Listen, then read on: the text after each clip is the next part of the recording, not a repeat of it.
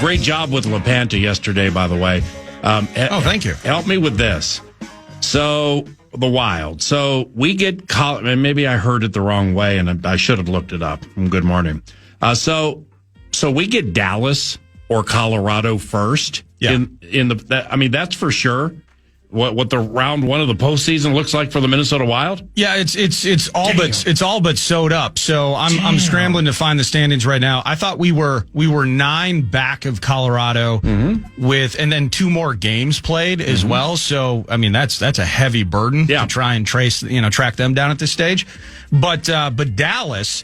It kind of feels the way that we're in right now. So let me see here. We're 5 or 6 short of Dallas. So we are, just 3, excuse me. And they're 6 short of Colorado.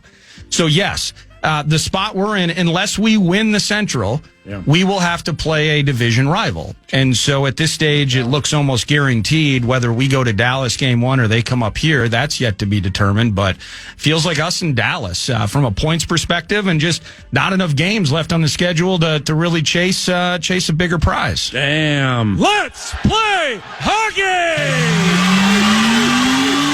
I especially liked how the heir apparent laid out the playing style it takes for the Minnesota Wild to win in the postseason and the lower scoring games aspect. It was off that Tampa Bay victory. That was pretty cool. Yeah, no, it's and for that, whether it's the penalty kill, it's winning face-offs in big spots, getting the chance to learn more, and we will once he's in a sweater and playing games for us. But like Michael McCarron, what does he bring to the mix? Well, he's like 6'6", 230. He's a freaking giant on the ice.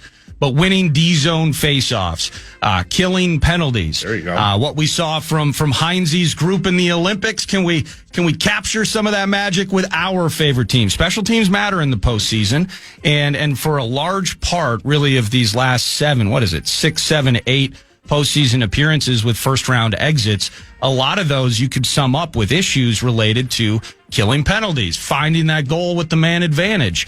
And winning some of those closer contested games, the special teams matter in those cases, certainly. Heinze. It's time to drop the puck! Yeah, the Wild haven't won a playoff series in a decade. Ugh. Finchy. The Wolves keep getting killed a step from the NBA Finals, and the Vikings haven't won a playoff game since before the pandemic.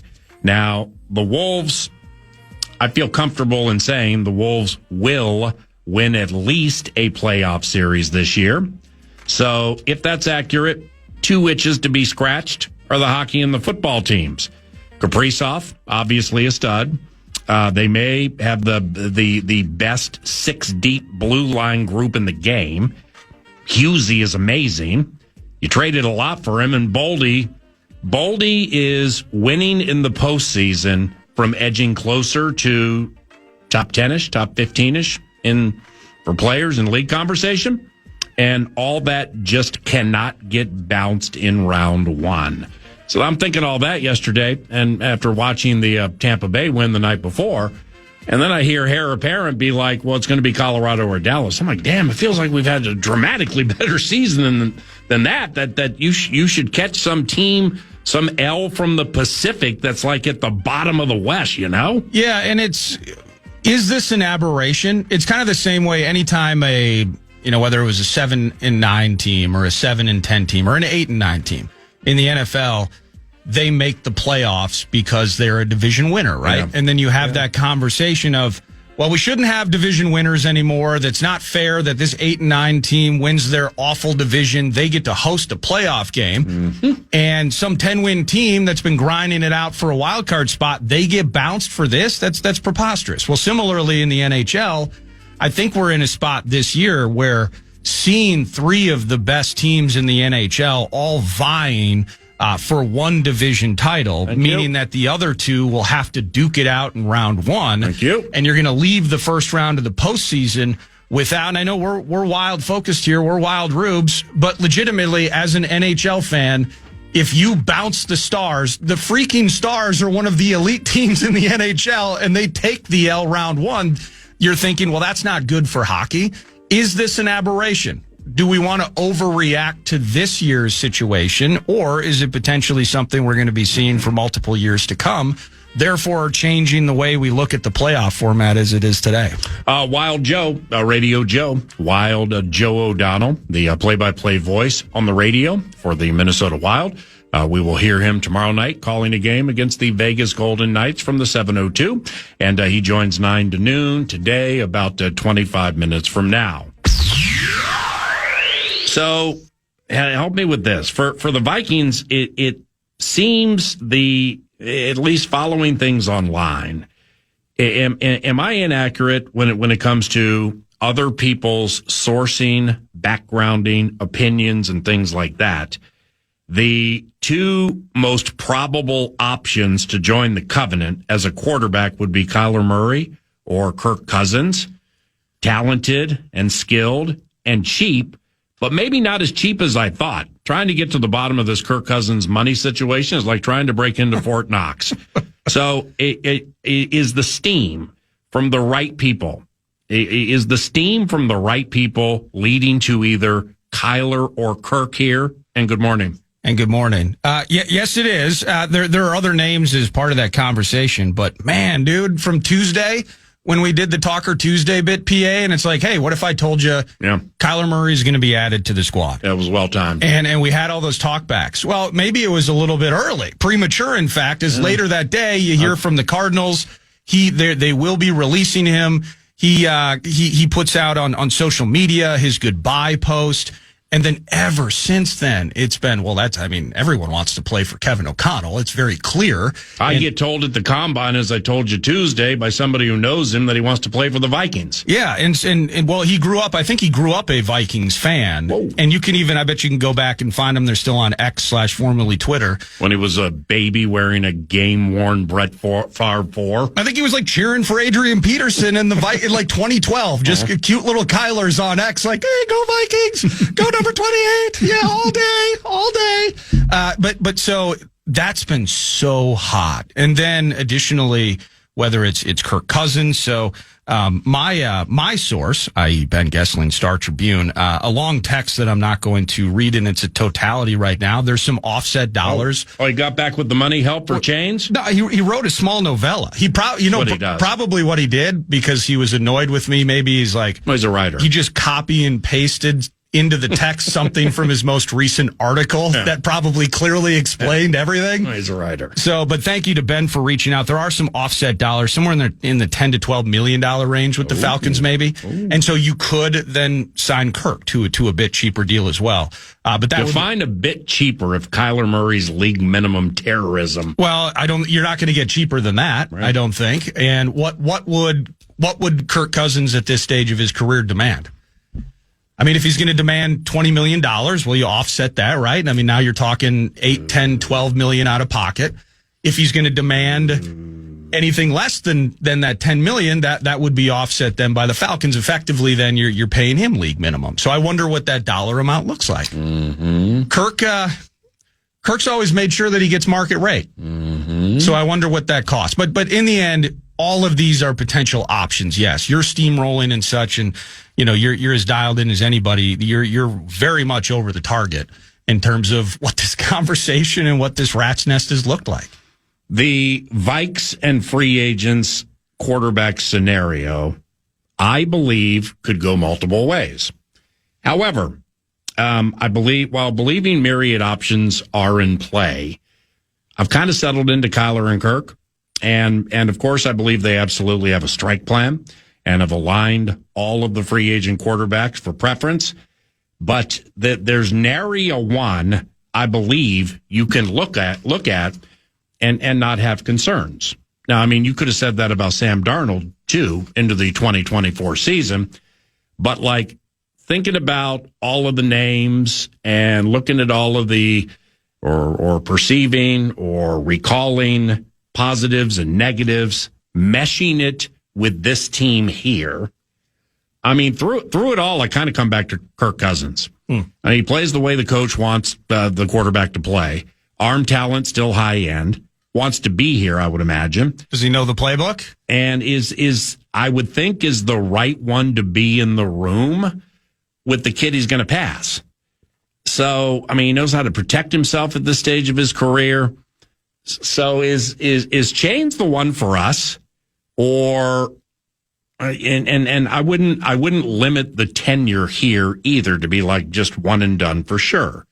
So like, is Chains the one for 9 to noon? Is it Kyler? Yeah. Is it Gino, who was 30 to 1, then all the sharps bet him down to 6 to 1? He's surging on the outside.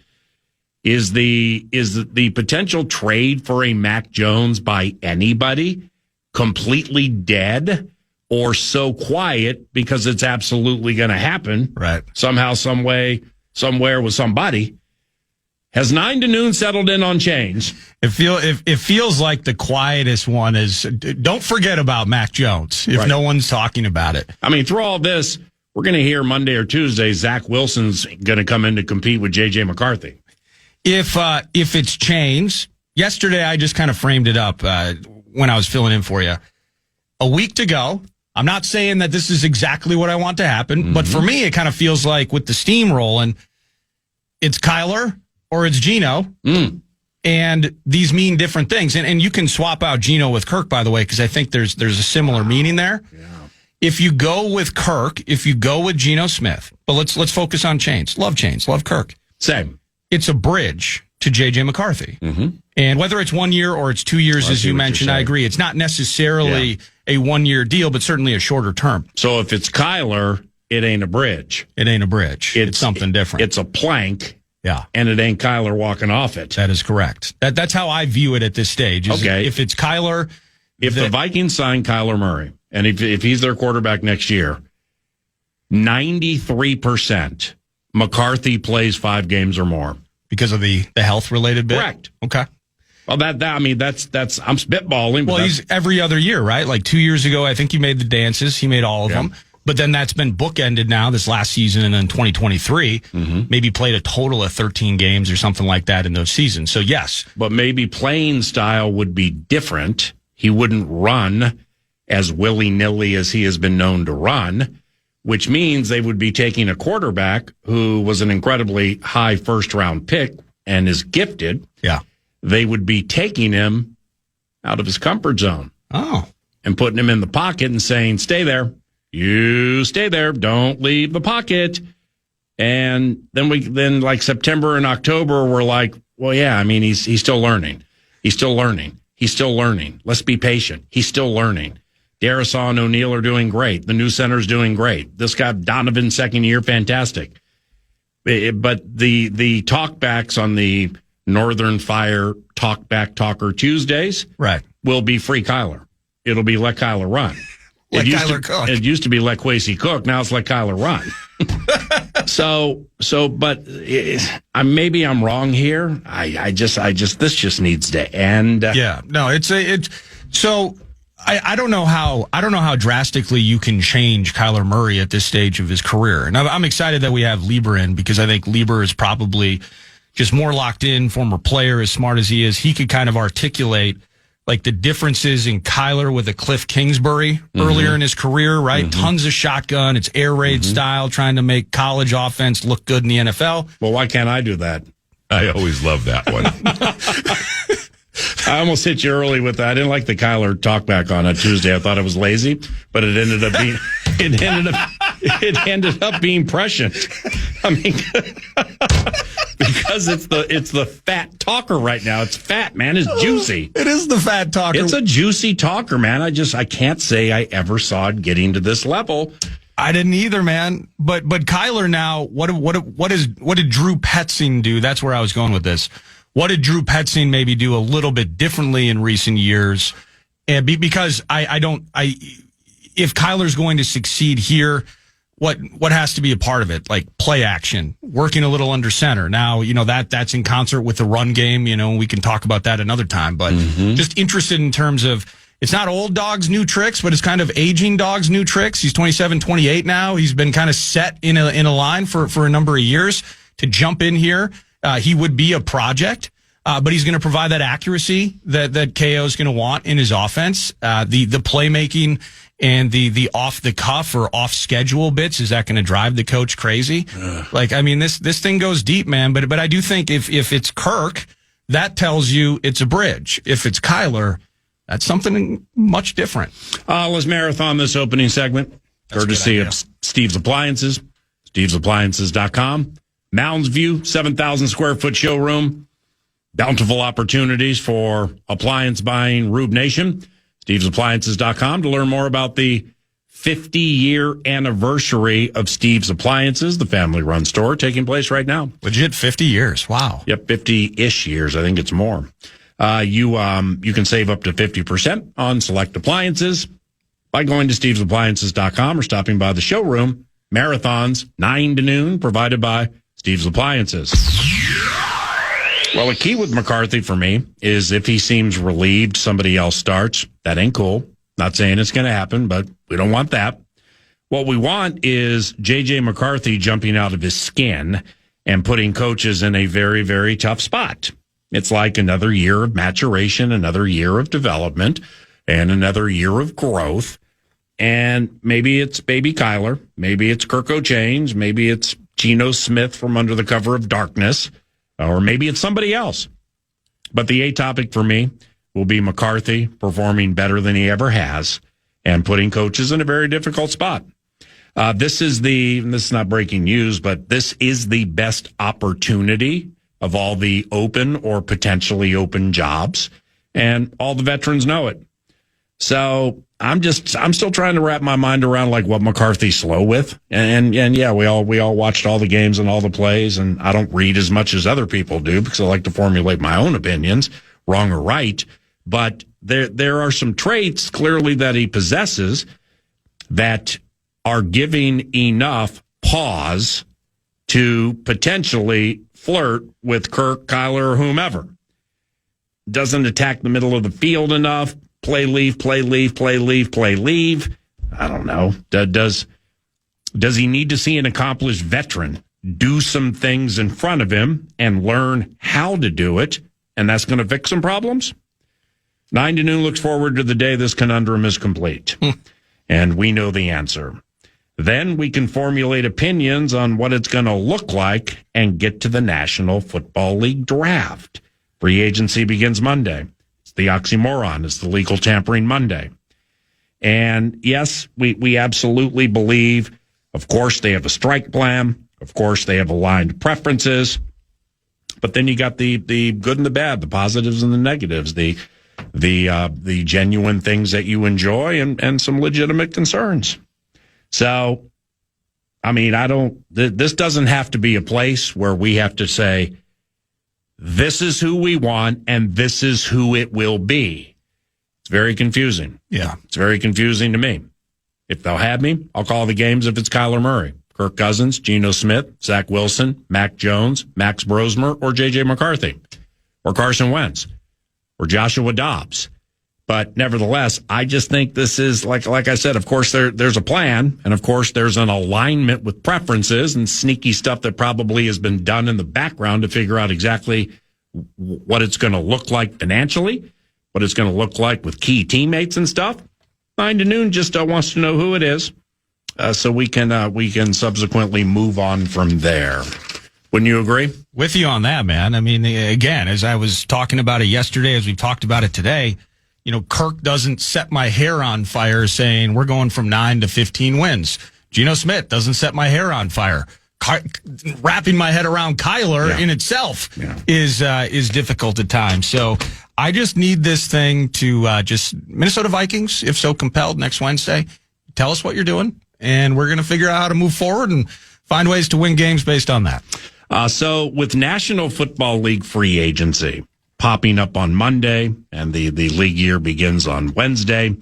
At ESPN.com, it posted a couple of days ago, top 100 NFL free agents, according to those compiling the names and the statistical wherewithal and the opinions and stuff like that.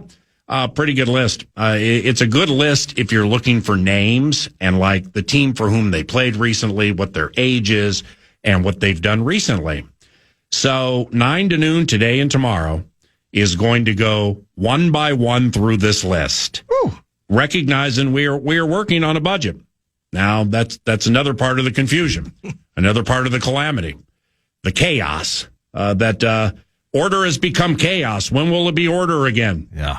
Where these are reports from the right people, though, like the Shepties and the Gesslings and stuff like that, that Aaron Jones, I think, was the first one. Aaron Jones, Javon Hargrave. Yeah, we got Seifert, we got Gessling, we got Shefty. I compiled stuff from them, and it was Jones, Hargrave, now Jonathan Allen. Jonathan Allen is in the mix. It is. All right, so those are names that can be added to this list, I guess, but not for here, and that's the key is letting other people do what they do and finding the desires we have here with these names on this list. This list is ballyhooed.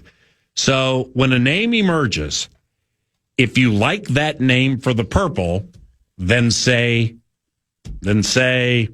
desire or covet or con. Yeah. Or the wonderful Wizard of Con or juice box or stank. Yeah. Because I didn't get to, because we're working on a budget here. It's like I went through a bunch of names here, and there were some eye-opening things for me. Don't know about you, but for me there were. Well, are we going to start? My question is, are we going to start at 1 or are we going to start at 100? Oh, no, we're starting at 1. Okay. Trey Hendrickson, Cincinnati last year, 31 years of age, entering the 2026 season. Trey Hendrickson is not going to be a Minnesota Viking. Probably not. But here's the bit. This is key. For whom is he going to play? Who on our schedule? Oh, yeah. And by the way, who trades Trent McDuffie? Are you kidding me with that? How about that move? Who trades Trent McDuffie? It's nutty, too. And you got two general managers in Veach and Snead and Veach, and they know how to win Super Bowls. And when I saw that yesterday, I'm like, damn. So Veach, next level GM movements from years ago, he peddles Tyreek Hill to the Miami Dolphins because it's like you got Patty Mahomes and Chris Jones and Travis Kelce. So you got your MB3. But you got to pay all of them and others. So they moved Tyreek Hill, which was a very bold move, and used a draft pick from that, I believe, to get this corner named Trent McDuffie. Yeah. Well, then I think they win a Super Bowl with McDuffie. And McDuffie's good. Well, Les Snead, he's the one that gave away all of his draft picks. He did. And went and was making these aggressive trades, got Stat Mafford, Jared Goff's in the NFC North. And then he wins the Super Bowl. And then he goes back to the conventional way of running a team, and it's balancing free agency and draft picks. Well, then his draft picks in rounds 3, 4, 5, and 6 are the bomb. And they're good. And they're always good. So when you get those two merchants, those two on the phone together, holy cow. Then you come up with a top whatever corner in the NFL, Trent McDuffie, and he's going to play for the Rams. And then they got a boatload of picks and stuff. Yeah. Did the Chiefs. How did that happen? They're probably in a win now with Stafford, right? And they still have, by the way, the Rams still have the 13th overall pick. Oh, I think they got that from the Falcons. Oh, so the 29th must have been their own. Mm-hmm. But known commodity in McDuffie for a couple years before maybe they have to blow the whole thing up post Stafford. Wow. And you have a known commodity with the 29th overall pick versus a draft and develop in a bleep them picks mindset. Let's go win another Super Bowl type of thing. The impressive thing about these GMs that you're mentioning, whether it's Veach, he got out at the right time with Tyreek Hill. Boom. Snead wins a Super Bowl in 2021. He gets out at the right time on the Jalen Ramseys and some of those contracts. John Snyder just wins a Super Bowl. Well, then he drafts both those beef eaters in the middle who are fast and they're unbelievable. And Kobe Turner, and they have Fisk. Yeah, the Nebraska guy, or not Nebraska, the Braden something. Yeah, Braden Fisk. Yes, right. Yeah. Thank you. They just completely revamped via the draft. Well, they're beef eaters with speed. And to the point now where they can go and be merchants again. Now they can go trade those picks. Damn. But with the Chiefs, though, it's interesting because McDuffie, high-end corner, they love this cat. I think it's like Jalen Watson or something. He's going to be on this free agent list, I bet. Mm-hmm. He needs new money. So they just traded away one of their starting corners, and this kid they drafted in the 7th round, I think it's Jalen Watson, he's going to be a free. So maybe this is, we got to pay that guy. Yeah. Kind of a, you sign a $500 million contract with your QB, you got to make moves. One by one, working on a budget. I have 4 within these 100 that I've identified that I think make sense here. Ooh.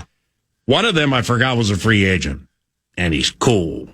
He's old, but he's cool. Really? And it'd be sweet to have him here, to be honest with you. Has he been making all the dances? I'd have to look at last year. I gotta admit, I'm kind of flinching this time around with free agency. One of the first things I'm going to look at. PA. Did they at least play all the games last year? Debo and Johnny Poll. Oh, Debo! Oh my gosh! Well, we got to think about it a little bit. We got to talk these out. We got to make sure, like Trey Hendrickson with the Detroit Lions. Yeah. Bookending Aiden Hutchinson. That's a problem. Okay. I don't know what their cap deal is. It can't be great. But like Trey Hendrickson ending up with the Lions? Yeah, well, that ain't cool for us. No, it's not good for us. All the North teams, I believe, leading up in the weeks, we were all under the cap. The Vikings, by far, with the biggest financial issues, but I think all 4 teams were in some cap constraints. Mm-hmm. So, no yes, no juice box, no desire. Okay. Yeah, with Trey Hendrickson. Well, I desire him, but it's not going to happen. Tyler Linderbaum, number 2.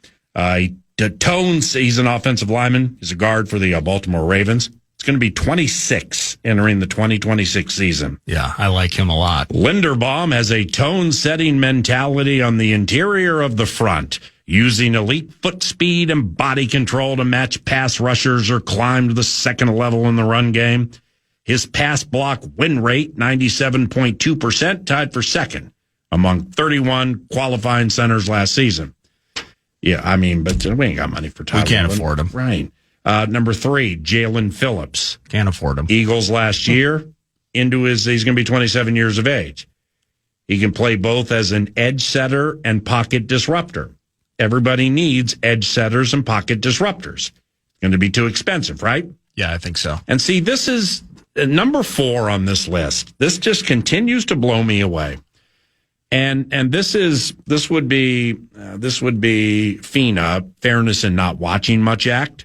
But like Alec Pierce, right, wide receiver for the Colts. It's going to be 26 when the season begins. 6'3", 211, runs like the wind. Averaged a league best 21.5 yards per catch in 2025. Also topped the 1,000-yard receiving mark and brought in 6 touchdowns. I mean, maybe I need to change my face on Alec Pierce. I can't believe that he's about to get paid what he's about to get paid when I look at him as just a run straight down the field, 9-route fast guy, and he's like ESPN's 4th free agent. What's that say about free agency? Well, it's a weird group. I honestly don't know much about Alec Pierce. I know about him from a fantasy standpoint. Good at times, productive. You see the explosive per reception mark. I think it was 21 and change. Yeah. I don't see it. What are we going to? Is he going to make $20 million a year? ESPN has him as the 4th most coveted free agent to start on Monday, and that just blew me away. Yeah, it blows me away as well. All righty, let's pause from the football for a second, then we'll get into Rasheed Walker, Odafe Owe, Braden Smith, something called John Franklin Myers, and so on. Kind of want all these guys. Well, I don't think we can afford any of them. We're walking our way pretty close to some names that maybe 9 to noon covets, and we will share those with you. Nordo produces. I'm Paul Allen, courtesy of TimberTech and TimberTech.com. What's on deck 9 to noon includes radio/audio play-by-play voice for the Minnesota Wild, Joe O'Donnell around the corner, Nacho Lieber in studio at 10 o'clock. Pete Bursich joins an hour and 15 minutes from now, analyst for the Vikings Radio Network. He played for the late Lou Holtz, who died yesterday at the age of 89. Pete played for Lou at Notre Dame. He's going to share some stories with us. Miss Olivia King in studio on all that is hockey at 11 o'clock. Nordo's over there. I'm Paul Allen. Welcome to FM 100.3 KFAN. Your favorite station is in the air.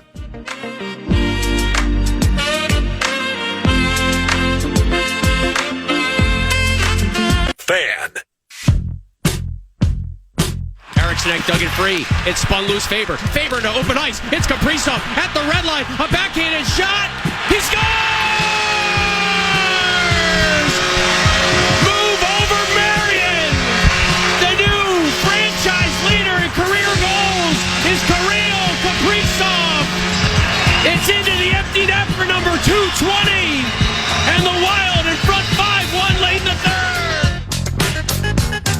Yo, what's going on there, Budsy? It's Paul Allen. How are you? Hey, PA, what's up, buddy? Is it cool to call you Budsy? Obviously. Yeah, well, that's what I thought. I mean, it's a Staylock creation there, but I didn't know if the nickname bugged you or anything. Maybe it's hockey, so you got Heinze and you got Fabes and you got maybe it's Josie or O'Donnell Z. Budsy's cool? Yeah, it's cool. I mean, it's been some form of Joe Radio or radio for a long time, but, you know, when you meet other people across the business or walks of life, sometimes they come up with their own nicknames for you, and you roll with them. You know that. Fox. Joe O'Donnell calls Wild Games on the radio. We'll hear him tomorrow night against the Las Vegas Golden Knights, then Sunday against the Avs, both on the road. What's the Golden Tee scene like in Las Vegas? I'll get back to you on that.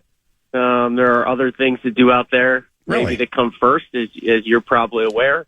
Couple of big hockey games for the Wild, day off Saturday in Denver before the early afternoon start against the Avs. And really, when you look at the schedule, next couple games for the Wild, PA, it doesn't get any easier. Like, they've got a lot of tough opponents coming into town after this little 2-game trip, and just kind of like the way the team's playing right now and hoping that they continue to stack those points and stay healthy down the stretch. Well, indeed. So, but the A topic is you saying that you might not play Golden Tee, your favorite game in Vegas, because I looked at it as an amazingly sneaky move in the 702. You got others chancing their luck, so to speak, at blackjack, craps, and pie gal.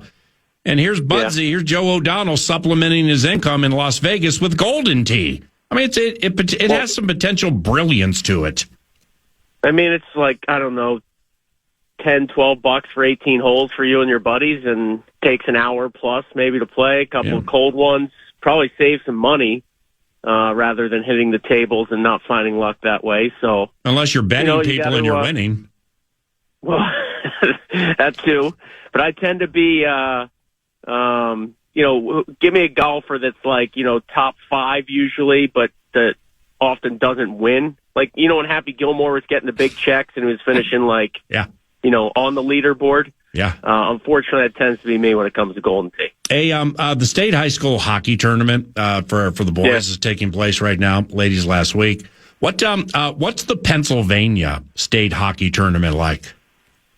So it's interesting. I got Kevin Gorg was texting with Budsy, actually. Staylock, we were in a little group chat yesterday, and they mentioned this, and I said, when I played, so this is like 90, I think I was 97, 98 varsity hockey out there. Like, you had the Flyers Cup, right? So that was the team that kind of came out of the Philadelphia area, and then I'm pretty sure they used to play the Penguins Cup winner, which would be like the western side of the state for the state championship. But we were never good enough to get there. Mm-hmm. So I honestly couldn't tell you that much about any type of state tournament as it stands now in Pennsylvania. Yeah. Not nearly as big of a deal, obviously, as it is out here. And it's been so cool for myself and our family, and even extended family that are hockey fans. My wife's cousins that grew up playing, they're into the state high school hockey tournament out here, and they don't even live here just because of what they've seen on social media, and the games are all broadcast. And obviously we've been to a few games the last couple of years as a family down in St. Paul, so it's awesome to see how much they embrace the game out here. Pennsylvania, is your home state in any way known for a hotbed for hockey talent? Well, Mike Richter is from Flowertown, Pennsylvania. That's a name that'll kind of show my age a little bit. There's certainly other guys from the tri-state area that are in the NHL right now, but I think for the most part, the traditional markets that you're aware of from years ago, the Bostons and some spots in New York, obviously Michigan, Minnesota, you name it, we're carrying the talent for quite some time. Now, of course, the last 10 plus years, you're starting to see players from all over the place. Again, not super up to speed on who's coming out of the area. Yeah. But hockey has really grown in the suburbs of Philadelphia, like most other places in the States. Not that it ever wasn't big. I mean, we certainly had prep schools and in the area that I had friends that went to, and when they felt the hockey locally wasn't good enough for them, there were a lot of good teams that I played against and kids that went on to play, college hockey, et cetera. But the way it's grown now with the programs, the club programs in particular out there, the AAA programs, again, not sort of the model here, which again is what makes Minnesota in a lot of ways unique, as many of the listeners know, as far as youth hockey and high school hockey, association hockey, which is cool, but definitely on the rise in so many parts of the country, including the Philly area. Radio Joe's favorite hockey team, the Minnesota Wild, is 2-0 versus the Golden Knights this year. So do you expect the Wild to go 3-0 versus Vegas tomorrow night on KFAN, or is it a super tricky matchup? I don't know if it's a super tricky matchup. It's a big one, and you know that the Golden Knights, because of that PA, they know what's happened in the first two meetings, an overtime game, and then the Wild took it to them in Vegas. Hard to win in that building a couple of times in a row, especially in convincing fashion. So it'll be a tough game, but I do like Philip Gustafsson has looked really good since coming back from the Olympics, which you might go, well, how's that possible? He didn't have the best Olympic showing for Team Sweden. In fact, he didn't even play in the semifinal game, or the quarterfinal game against USA. But he's come back and looked really good, and that to me is a unbelievably good sign for the Wild. Like, I'm looking for two things over the last 21 games or whatever it is. It's going to be good health, and it's going to be the goaltending. I'm not worried about anything else for this hockey team. I think if they stay healthy, the goalies are playing well, and things are looking good defensively as a group, I really like this team's chances. But again, as you look at the stretch, I think, post Olympics, the Wild had like 12 of their 24 games against current playoff teams. So you're going to get some measuring sticks here. Dallas a couple times down the stretch, Colorado one more time, as we talked about on Sunday, Vegas tomorrow night. You're going to get some games where you're going to go, okay, how do we size up? How's this matchup look? Should we see them down the line? And those are games I know the players will get, amped up for. The coaches will have them focused, and should make for some great, meaningful regular season hockey, even though it seems like at this point the Wild are destined for a playoff spot. T-Mobile Friday, Ball Arena Sunday. I mean, this sounds like thousands of Minnesota Wild fans starting in Vegas Friday, finishing in Colorado Sunday. I mean, this is one of those trips, right, where like a ton of Wild fans go. Yeah, and to your point, right out of the Olympics, the back-to-back Denver, Salt Lake City, I talked to folks in Salt Lake City because at Delta Center, it's not really still set up for hockey broadcasting yet, so you're calling the game like in the stands from essentially the top of that lower bowl there where the NBA guys broadcast from. That's sweet. And you're like right there in the mixer, and plenty of Wild fans there in attendance, and several that came up to talk to Tom Reed and I and say like, hey, yeah, we were in Denver the other night. What a great win. So yeah, you're right. Especially with the Saturday, you could travel from Vegas to Denver. You could stay a little later if you want in Vegas on Saturday and make the trip over to Denver. Yep. Afternoon start, you could get out after the game Sunday in Denver. So a lot of things lining up where I think, you're going to see a lot of Wild fans in both those buildings. Minnesota Wild fans travel so well. I always say that. I'm always impressed on the road how many jerseys I see. The Let's Go Wild chants the other night in Denver coming out of the break when the Wild were running away with that game. Love to see it. Keep it up. I know the players appreciate it as well. With the dismantling of the Lightning, all right. So the Wild put Tampa Bay on its third consecutive loss. What are some things the Wild did a couple of nights ago, Joe, against Tampa Bay that you just really liked? Well, they were opportunistic. I think that's first and foremost. They stayed out of the penalty box, which was key against the Tampa Bay team. The power play for the Wild in the Quinn Hughes era is over 30% clicking wise. That's just so efficient, really getting the job done there. So I like the special teams, the discipline aspect. And I think they really, I talked with Kirill Kaprizov after the game. He breaks the franchise record. And I said, after talking to him about the record and all that sort of stuff, I was like, hey, this was a big game, big win for you guys, wasn't it? And I found it interesting that he kind of was like, yeah, the coaches talked this morning about essentially how they need to play, how their game need to look, how they didn't want to lose 3 in a row. And I really thought they went out and for the most part controlled that hockey game against a desperate Tampa team that was, had lost back-to-back, as you said. And prior to that, in their last 25 games, I think they had lost like once in regulation. So to send them to a 3-game losing streak was impressive. The way they got it done, again, Gustafsson was good when he had to be. And I just like the fact that they seemed like they were like, all right, good teams don't lose 3 in a row. We're a good team. Let's be on our toes and go get this thing. Do you think they make a big deal by the deadline tomorrow? I mean, I know we have McCarron. I know we have Fabry. I'm talking, obviously, Trocheck would be the A name, but what do you think? A week ago I would have said absolutely. 2 weeks ago I would have said without a doubt. I don't know now.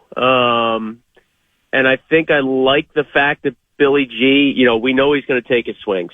He's never been a GM that does anything other than try to give this team the best chance to win when he believes they have that opportunity. I also think the guys in the room believe in what they have. And so I think if they don't go out and do something, I don't think like maybe years past where the core group goes, man, they don't believe in us, or man, this isn't good enough. I think this team knows they're good enough. And so if it's going to preclude Bill Guerin and his staff from making a move this summer or an early season move next year, a la Quinn Hughes from this season, then I don't know that they're just going to force something, to make one more move just to make it. I like the depth right now. I think defensively, the Wild matchup, if everybody's healthy, their top six is as good as anybody in the league. And bring your arguments this way. Forward-wise, with McCarron now and Fabry, two guys established as NHL resumes, some playoff experience, some grit. I like what they did there. So if you're off struggling in a playoff series, you don't have to play him now, essentially, again, if everybody's healthy. So get Marcus Foligno back in this lineup, get the line set maybe the last 10 or so games, get guys feeling good about their game. If they don't make another move, I think I'm fine with it. But to answer your question, since I just talked for an hour and didn't, I think another move will come, but I'm not as convinced as I was a week ago. All right. Well, say there is not another move, or it's not one of the ballyhooed nature. Yep. As is, if what I'm hearing is correct, and I would agree with you, is what they have right now good enough to advance through the postseason? Yes, 100%. There's no question in my mind. Now, you're going to have, here's the caveat, Wild fans are going to roll their eyes. You're going to have a hell of a first-round matchup, and if you get out of that, it's going to be a battle in the second round, right? Like, most likely, you're playing Dallas. Right now, you'd start in Dallas, which I don't mind at all, games 1 and 2. That's a team that if you can find a way to, score enough goals, right, to beat pesky Jake Ottinger, Lakeville native, you're going to win that series. I really believe that. I don't think there's a clear-cut team in the division or in the conference over the Minnesota Wild where you look at it on paper and go, they're the underdog. They might be in Vegas slightly. They might not be the quote-unquote favorite nationally, but I don't think you look at this roster right now as it's constructed. I don't care what anybody else does prior to the deadline. And you go, yep, they can't beat them. I just don't see it that way. So I think Quinn Hughes has given such confidence to this lineup. He's brought such offense from the back end. The Wild are right around the top of the league in goals since they acquired him. He made his debut December the 14th. And again, if they're healthy and their goaltending is dialed in, which, you have no reason to expect it won't be at this point with as good as Gus and Wally have played this year, like this is a team that I think for the first time in a decade should be a real believer. This isn't a hope and a prayer. This isn't we're an underdog situation. This is the matchup's going to be tough, but there's no reason this team shouldn't get through a first round and on from there with the way they're currently constructed. My man. Fox. Have a great time in Vegas and Colorado. We'll talk to you next week, all right? All right, PA. Thanks, buddy. See you, man. That's Joe O'Donnell. He calls Wild games on KFAN, including tomorrow night around 9 o'clock against Dem Vegas Golden Knights. This is 9 to noon, back in the flat.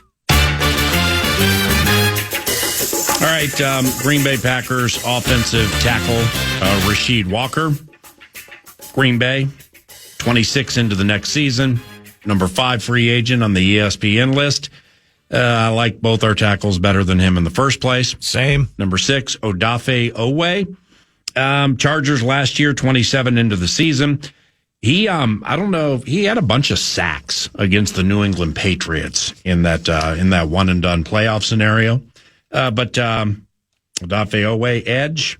Then we got the Grenard trade thing. Yeah, that hit 2 days ago. Is there anybody double down on that yesterday or something? I've just seen little bits and pieces that many teams in the NFL, ever since we saw that initial report, have also now reportedly made inquiries in relation to what it would cost to get Grenard. How come through the first 6 free agents, the wonderful Wizard of Khan has not said desire, covet, want, me, in? Yeah, well, that's easy. I want Trey Hendrickson on my team. We can't afford him. I want Tyler Linderbaum on my team. Now, the issue, we need a center. We need a center, and maybe Odafe Owe can play center. Maybe he can, and that would be talk about out of the box. I mean, Brzezinski's creative, but that would be something. Linderbaum's going to be really expensive. We got cap numbers on our tackles right now. I think it's like 23 and 21. Fry's got paid. Like that center spot really needs to be solved with somebody who can make all the dances. Linderbaum's spendy, man. And then you get to Jalen Phillips, expensive. Alec Pierce, I don't like what he's going to be getting paid. Plus, we got 18 and 3 for now. Okay. Yeah, so that's where I'm at through the first 6. Braden Smith, Indianapolis Colts. I think he played right tackle, might have played some left. Going to be 30 into the season. Out. John Franklin Myers, defensive lineman, Denver Broncos, 8th on the ESPN list for some reason. Alec Pierce is 4, and John Franklin Myers is 8. Yeah. What does that tell you about free agency? With all due respect. Franklin Myers lacks the lateral speed and bend to turn pressures into a bunch of sacks from edge alignments. So, nope, John Franklin Myers, meh. You don't think so? I'd like to know what he costs. I mean, in a different universe, Wow. if the I couldn't pick him out of a 2-person lineup standing next to Carl Mecklenburg. But he was uber productive in that Broncos defense the last 2 years, and he was kind of meat and potatoes. I would say above average during his time with the Jets. You like his work at 5 technique, don't you? Yeah, I've been saying that for years. So I follow him from afar. I'm a huge fan. Now the 7.5 sacks last year. Who knew? This thing as this thing unfolds, PA. I mean, we speak of the D line, the interior. If we have Hargrave and Allen, and then we have Jalen Redmond, just put an exclusive rights tag on him, and an LDR, etc. That's a position of depth. If you remove Hargrave and Allen from the equation, that's no longer a position of depth. And so that's a target for me, just kind of paying attention. Yeah. But I think Franklin Myers would be pretty spendy too. Know anything about New Orleans corner Alontae Taylor? No idea. I don't really either. Didn't even know he was a person. Quay Walker. Quay Walker's number 10. Quay Walker's number 10. Well, what would he look like in this defense? Well, if you have Quay Walker, you don't have Eric Wilson. And Quay Walker, I know Quay's a lot younger than Eric, but can Quay do what Eric did last year? We'll see. Raw talent, you think it's there with Walker, or just he had his shot and it's just waning so much over this first 4 years with the Pack? That's a very good question, because I've never been a Quay Walker fan in the pass coverage game, and then early in his career he had some penalties are bad. His poorly timed penalties came at the worst time of games. Couldn't control himself. He's all right. Yeah, 10th free agent, nah. But if they signed him, hey. If they signed him, game worn Quays for everybody. Let's party. Reek Woolen's number 11. Ooh. Yeah, see, it's Reek. With Reek, he got benched. Yeah. Okay, then somebody got hurt, and they had to play him. And, if Drake May was close to acceptable in the Super Bowl, the guys he was missing were always around Reek Woolen. And they were always open. So, 4 plays does not a career make. True. Arms go from Maui to Maine. I don't know. Reek Woolen. Man, he makes all the games. He's big. But he plays physical. Man, too. He's from the time, I think he was a 5th or 6th round pick. Yeah. Heck of a pick. Wasn't he rookie of the year potentially? Defensive play? Might have been. Yeah. But the bit with him, he's like 6'3", 6'4", long arms, can run well enough. But he was the sticky man bit that messed with you at the line of scrimmage. Yeah, and if you could add that, because right now, again, speaking about depth and things like that, Flores could figure out how to make Reek Woolen a player. And we do after Rodgers and Murphy. It's the island of Fabian Moreau, as you would say, and Akuda.